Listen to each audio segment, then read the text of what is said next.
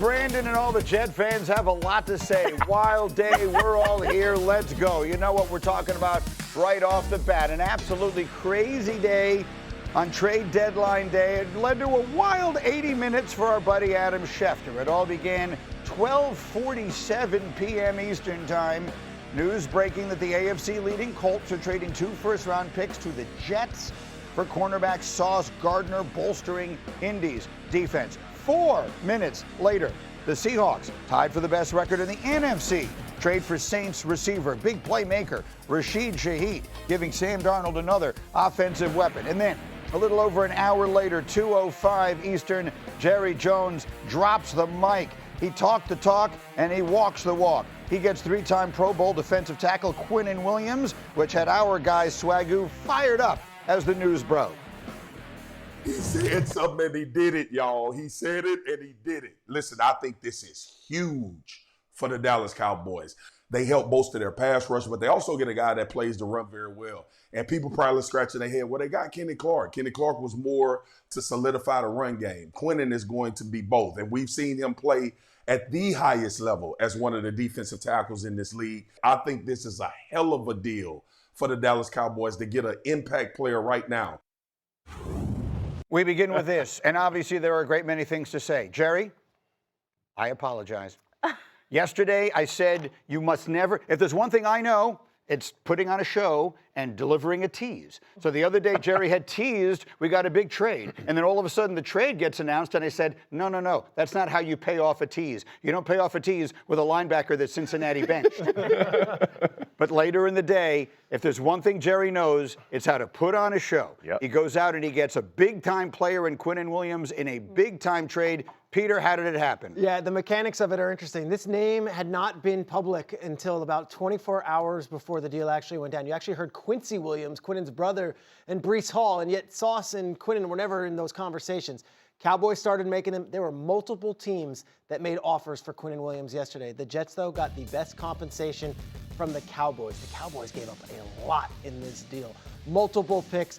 And the second rounder that they get this year is what the Jets were harping on. They wanted a second rounder in addition to what they got. They get it in 26. They get the additional first in 27.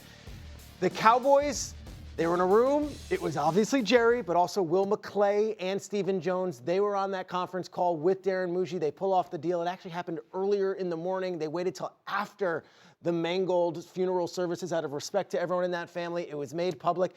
Cowboys, they're doing flips. The Jets, they're quietly happy with a giant bounty of picks that they received. Before I get my guys in here on the Cowboys side of it, Kmart, just your big picture thoughts. It's obviously an earth-shaking kind of trade. It is, especially if you're in New York. But I understand Marcus's elation because Jerry did something. Jerry did something big. And I think if you look at this move by itself, you say, okay, good player. I love Quinnen Williams, the person, and I love Quinnen Williams, the player. I think the thing when you look at Jerry is he talked on Monday night after that loss about my immediate tomorrows are a big thing to me. This is a move that helps them not today, this season. It helps them next year and the year after that. So I think if you're looking at the Cowboys and thinking, oh, they're going to turn it around with Quinnen Williams, I would say, okay, just hold off just a little bit. Check out their record. We're doing math today, gentlemen. Quinnen Williams plus Dallas Cowboys equals what? Watching the playoffs at home still. Okay, fair. It does. Look, he is a good player. Well, that was fun. He's He was super excited. It's a good apology. He's a very good player. He's a very good player. He's not an Aaron Donald-esque type of player that can absolutely lift the pass rush to the degree where it can offset what is probably the worst pass defense in the NFL. Right. Okay, a secondary that just gets bludgeoned. We saw that Monday night. Right. We saw what the Cardinals did to it. That is really where their Achilles heel lies. Of course, we talked about it, in the green room, or rather in our meeting this morning. Every single year, come November and December, how do we talk about the Cowboys? About them being soft up the middle. Right. Well, look, Logan Wilson and Quinnen Williams, along with Kenny Clark, that actually solidifies that. Yeah. That won't be the problem this year. That's right. The problem will be pass rush and being able to offset what is going on in the secondary, and that's going to have you sitting at home. Yeah. I agree. I think from my perspective, this is a very good pickup for the Dallas Cowboys, player-wise. Like talking about like what you're giving up, I'm not getting to that, but just from a player perspective, Williams, Wilson, Overshown, Clark, the interior portion of your front seven are now dudes. And defenses are built from the inside out. So what they've got there is how that's the nucleus that you need. Now to lose point about the background or the backfield of this defense, they have to figure a way out to earn the right to pass rush. That means keeping people out of third and shorts and third and third and manageable. They got to get people where they can rush it because they can rush the passer decently, but you got to earn your way to that. And I think that's what Eberflus is going to have to figure out on the back end because there's way too many guys running wide open. And even you saw Harrison, man, he lit them up, bro, and that's their best corner. Just remember this too now. They're 32nd, I believe, in the NFL in number of first downs given up by the run. Yes. Okay, so that they needed to shut that down first because to Jeff's point, they haven't earned the right to rush the passer anyway. So it's a problem. A quick reminder, if they're 32nd, there are only 32 teams. I think Jeff brought up the most important name, which is Eberflus. I think what we've been waiting to see with this defense is, can Eberflus take these pieces, see what they have, see what they're best at, and then scheme to fit that. Right. And so far, it hasn't worked. Yep. Now, I will say, in that building, everybody's excited about, obviously, with Quinnen Williams coming over, but people in that building are like, we need these guys. We need this. Mm-hmm. We see the improvement. They're excited. And the big reason why is Brian Schottenheimer. You could be questionable. You could have questioned the move in terms of hiring him. But so far in that building, he is a motivator. He's a magnet. Those guys believe they still have a chance despite their record. Final word on this one before I get to the other one. Quinnen Williams is an excellent young man also. You're adding a great foundational person into the building. Yeah. And we all were here in the New York market time to time. You get to meet him. This is one of those guys where, wow, the competition's a lot, but you're banking on the future and what he can establish in the locker room. That's an intangible. That's such a great point. And every Jet, my phone blew up yesterday, obviously, with the Gardner thing going to the Colts. Oh, yeah. So I'm sure I wonder if people were interested in hearing your opinion on it. But the Williams pickup, every Jets fan to a person said, we're going to miss that. He is a class act in the locker room. People love to be around the guy. He has an infectious personality. When the trade was announced, Sauce Gardner tweeted, New York, it's been real. little leak. Minutes later, he was gone. Here was Dan Orlovsky on the deal that sends Sauce to Indy. He hasn't in the last year and a half been the same player he was early in his career. I think he's top 5 in the NFL when it comes to, over the last 2 seasons, defensive pass interference and holding.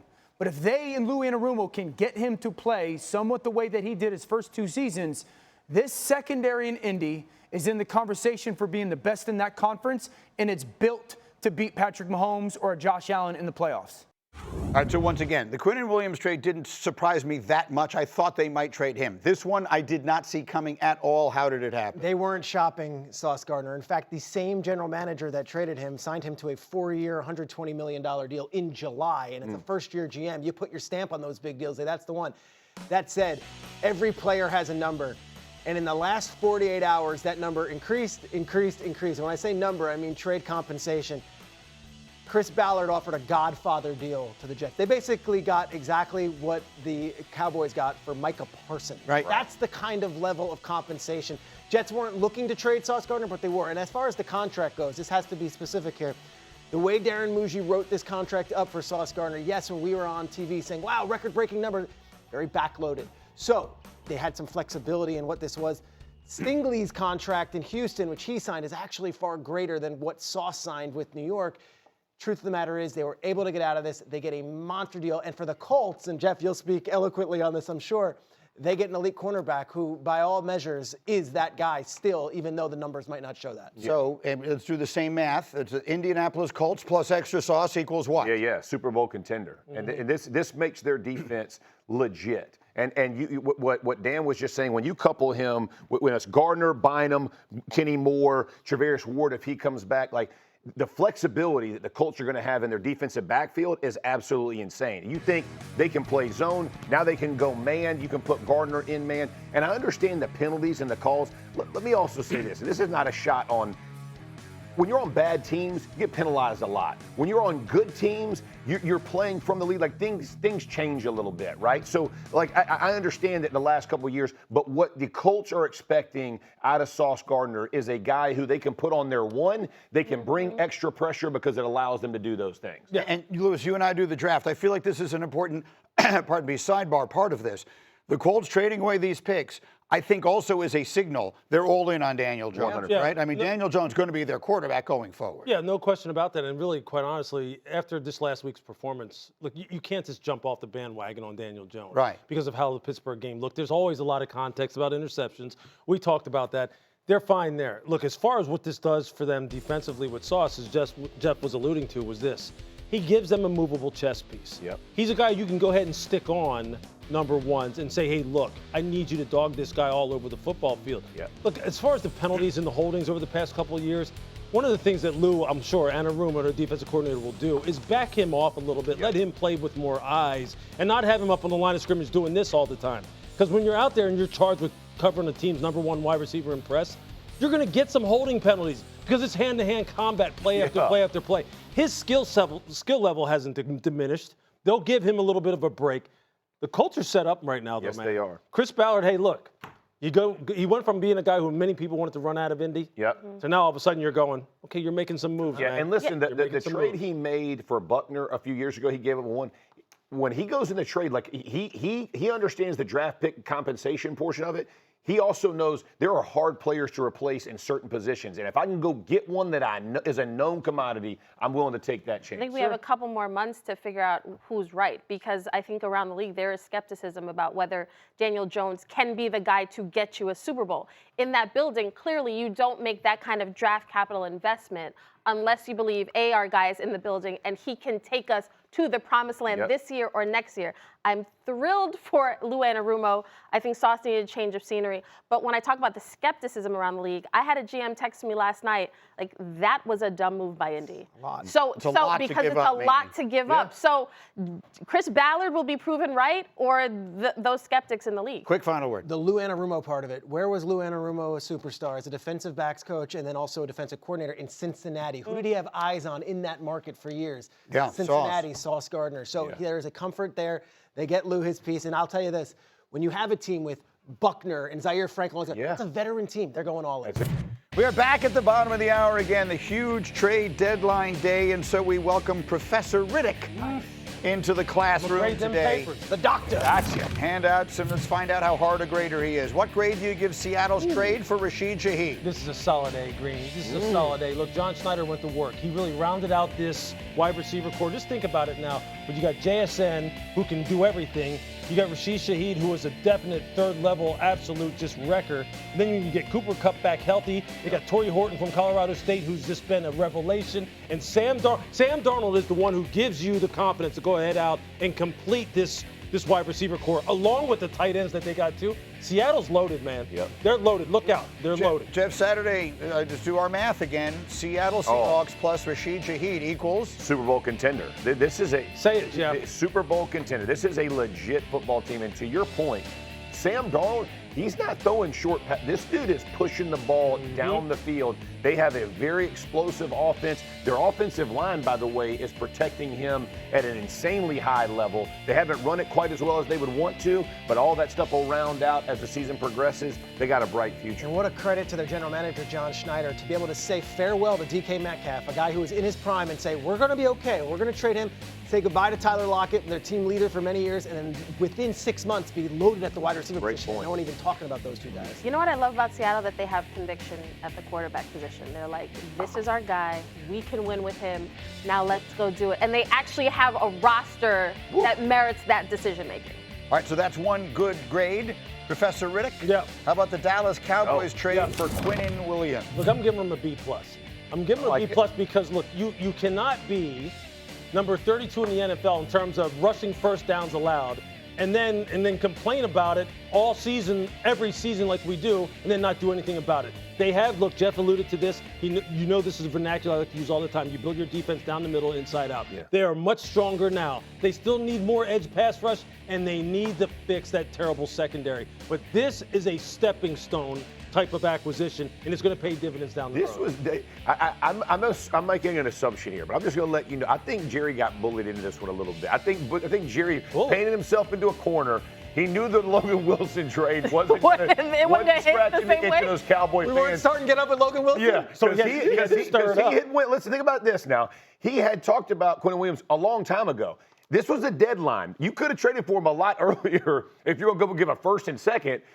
We could have helped. We could have helped our defense. We could have helped Eberflus a long time ago. He painted himself in the corner. Was like, "Hey, I got to stir that thing now. I got to stir that thing now." He started calling around. Hey, you want to do something with me? Hey, I'll give you the highest of my first-round picks, by the way. That's right, the highest. I need Stephen A. to be impressed. Seth Walder from ESPN.com is a tougher grader than you are. So he gave the Cowboys an F. He gave him an F. Dang. And he wrote, "There's no other way to put it. This is a horrific trade for the Cowboys. It is completely unfathomable for a team like Dallas to be trading away major draft resources for a soon-to-be 28-year-old defensive tackle on a salary-heavy contract in a season in which it has a 7% chance to make the playoffs per ESPN's Football Power Index, and yet here we are." What do you think? Yeah. I mean, 28 years old. I mean, what is he, like 50? I mean, soon to be 28? I thought 30 was the line of demarcation where you threw guys in the trash, not 28. I think the reason why there, again, skepticism about this trade is sort of, yes, it's a good move, except when you look at the collection of Jerry's moves, they're kind of in this position because Jerry has them in this position. He didn't make moves last season, last trade deadline in the offseason. Also, Quinnen, he's coming here. Yes, he's making significantly less than you would have been paying Micah, but at some point, Quinnen also will want some money too. And you're looking at the record that they have. It feels a little bit too little, too late, given the state of affairs. In the spirit of Professor Riddick, I would say I didn't study for the midterm. I didn't study for the final. The semester's coming to a close. Let's do something, some extra credit here. That's what this kind of feels like. Yeah, it's a B+. Yeah. That's what it is. That's the thing, though. But the timing is always off with the Cowboys. Right. Of course, if you were going to trade Micah Parsons, the time to do it was in March. Yes. If you're going to trade for Quinnen Williams, to your point, the time to do it was when you still had a season to save. Correct. The Jets have been, unfortunately, we're going to get to them in a second, the Jets season has been over since the end of September. Right. So if you were going to offer them this, you could have, to your point, perhaps done so. Deadline doesn't mean you got to wait. Yes. Well, week one last year. That's what they like to. Yeah. So you have that. And so then that brings us to our final grade, Professor Riddick. Uh-huh. What grade do you give the New York Jets on a day in which they trade away their two best defensive players for a significant haul? I'm giving them an incomplete right now. Yet to be determined. I'm telling them to go back home, do some more research, give me some more data, and we'll give them a grade later on. Because all they have done is they have acquired a bunch of picks. And I know everyone loves to have picks because picks represent hope. Hope represents, hey, I'm still going to buy in, like Greeny. I'm still going to give them more time. Yeah. And you know what? You do have to give them more time. And here's the question now. Here's the question. What are they going to do with these picks? Because you know what? All these teams that keep coming and getting the Jets players tells you one thing. They know how to evaluate players. They just don't know how to build teams. That's the issue. So that's what we're going to wind up finding out here over the next 2 to 3 years. It's incomplete. I'm sorry. If this were any other organization, you would not be giving them an incomplete. And that's frustrating. I feel like the Jets, would it be a high grade or a low grade? It'd be a higher grade. You'd say, oh, look. Why would it be higher, though? Because I feel like the Jets, this current Jets regime, is getting saddled with, here the Jets go again. They're getting saddled with a history of an organization that so far has not been good, dare I say, incompetent at times. And that's what they're being saddled with. When Brad Holmes went to Detroit, within 3 weeks of the job, he traded Matthew Stafford. A lot of those picks, they got Jared Goff, they got Sam Laporta, they got Jahmyr Gibbs. I'm not saying it will be exactly like that. But every other organization, you got to build through the draft. The Jets know that they're not winning right now. Those teams that took those guys, I don't know why Jerry thinks their team is still has a chance of making the playoffs. But the Colts, for instance, they feel like they have a Super Bowl team, so they're going to make moves to bolster the roster they have. The Jets weren't going anywhere with Quinnen and Sauce. So you can't say incomplete. For Darren Muji and Aaron Glenn, for them to have those draft picks, they have flexibility to do different things at the quarterback position and that roster. I would have given Brad Holmes an incomplete too. That doesn't mean that I'm automatically saying that it's going to be bad or good. I don't know. I don't know what Darren Muji's going to do with these picks. Right. I have no idea what he's going to do. I don't know what Aaron Glenn and that coaching staff is going to do with the presumptive first-round quarterback that they're going to wind up selecting in 2020. I don't know what they're going to do. It doesn't mean that it's an F. It doesn't mean that it's an A. It means that it's incomplete because all it represents is an opportunity. Yeah. Okay, so if I'm grading them on the opportunity that they've given themselves, I'll give them an A. Thank you. Right. Okay, I'll give them an A for the opportunity. It's an A in terms of what they got back in value. Yes. What they got back in value is greater than I think anyone realistically expected them Are to the get Jets using the for right two approach players. to rebuild the team? Well, yes, but here's the problem. The problem that Jet fans have with what you're saying, which is Here we obviously go. factually true, Decades of. is that the saddling they just of the did history. this, and they drafted really good players, as evidenced by the fact that teams are trading all this stuff for them. Yeah. So why have they been so bad? Exactly. It is because they are inept when it comes once they draft the players, they and I can't do anything with them. Yeah. Quinnen Williams was a great Jet. He was 31-67 as a Jet. Yes, that's Sauce right. Gardner was a great Jet. He was 17-38 as a Jet. You can't win games without a quarterback. And you could say, well, they had a quarterback. They had Darnold. They traded Darnold. They had a quarterback. They had Zach Wilson. They got rid of Zach Wilson. They have a quarterback in Justin Fields. Well, they didn't have a quarterback in Zach Wilson. Well, they They thought they tried. did. They thought used the they second did. pick in the draft. No, I'm on with him. you. They had a lot of thought they did. opportunities. And I would just say that this trade gives them yet another whack at this thing because it gives them not only high picks, You but it get also an gives A them for effort. bounty you can do to trade. For. I gave ahead, this, Jeffrey. I gave this to Greeny at breakfast because I love to gloat on my Jets fans. But since '95, the Jets have given up 16 of their 38 first-round picks. All but 4 have been highly successful. Meaning they have traded They have away. traded away Yes. their first-round picks, and all but 4, one was Zach Wilson, have been highly successful at their second stops. Yeah. Building a team, to your point, it's incomplete because you got to show me you can build a team. doubt. Do you know who I thought of? 94, 95, we're talking about Jerry Jones type land now. Like, that's a long time, y'all. That's a lot. I hadn't even started in the league Hey, yet. man. I mean, that's a long time. I would say two things I was as a in the Jet middle fan. of the league. One, I hope that what their plan is to use all of these draft picks to go out and try and stun the world again and get a veteran quarterback, a really good one. like it. Like one we know have a before, name? who isn't 40 years old. Well, I mean, I don't know. You have to I know, tell me. I know, who they I know. might I'm be able to asking get. you. Second, I thought of the kid. Okay. I thought of that. Oh, this is- yeah. this is the That's Let's yeah. remind he's the real ourselves producer here. of this kid. See them and get your thoughts on the game. I hate this team. I was born into this, and I'm not gonna ever. I'm always a Jets fan, but like, I hate this team. That kid is wearing a Quinnen Williams jersey, people. He can't even wear the His jersey face. anymore. It's His the- it's face the was just despair. agony. Let's say this, though. Aaron Glenn, he saw the rebuild in Detroit. If you're a Jets fan, you're praying that it looks just. You look like Detroit in 2 years. How many times are we going to hear got about it. this Jets and Detroit thing? Well, that's the point. I'm just saying. Okay, so you know what? See, here's the but thing. Like, this okay, is so talking about this the is history. the You next guys are phase, bringing right? the This is the fandom next phase. into it. I know that the next person who's going to start taking shots is Aaron Glenn, right? Is he the guy to help he's the set, guy. you know, along with Darren Muji to pick the franchise quarterback and then develop him? Well, why isn't he the guy? Exactly. And if he's not the guy, who is the guy? Right. Who He is the guy?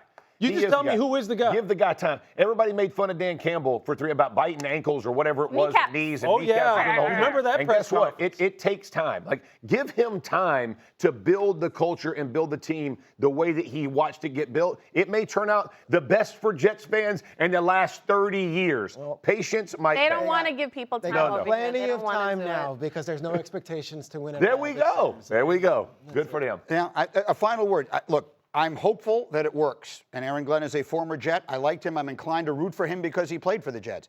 But this team, as constructed until yesterday, was not the worst roster in the NFL, but they were the worst team.